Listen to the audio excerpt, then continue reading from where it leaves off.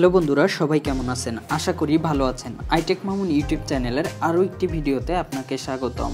iTechMamun YouTube চ্যানেলের আজকের video হলো আমরা কিভাবে আমাদের এই যে হোম আইকন আছে বা অ্যাসিস্টিভ টাচটা আছে এটার উপরে লং প্রেস করে একটা স্ক্রিনশট তুলব।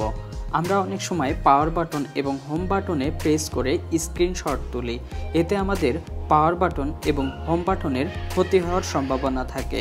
তাই আজকে আমি দেখাবো কিভাবে আপনার পাওয়ার বাটন এবং হোম বাটনের ক্ষতি ছাড়াই আপনি আপনার আইফোনে স্ক্রিনশট তুলবেন। তো এর জন্য আমার সম্পূর্ণ ভিডিওটা দেখবেন এবং সে অনুযায়ী আপনি সেটিংসটা করে নেবেন। তার আগে বলে রাখি, আপনি যদি এখনও পর্যন্ত আমার চ্যানেলে সাবস্ক্রাইব না করে থাকেন তাহলে এখনই সাবস্ক্রাইব করে নিন। প্রথমে আপনি আপনার আইফোনের সেটিংসে যাবেন।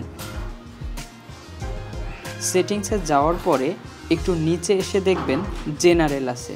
তো জেনারেলে আসার পরে এখানে অ্যাক্সেসিবিলিটি আছে। অ্যাক্সেসিবিলিটির উপরে টাচ করলে একটু নিচেই আপনি পাবেন অ্যাসিস্টিভ টাচ। অ্যাসিস্টিভ টাচের উপরে ক্লিক করলে আপনি দেখতে পাবেন লং প্রেস একটা অপশন আছে যেখানে আপনার নান করা আছে। তো এটার উপরে আপনি টাচ করলে এখান থেকে একটু নিচে এসে স্ক্রিনশট নামে একটা অপশন আছে, এটা জাস্ট আপনি ওপেন করে দিবেন।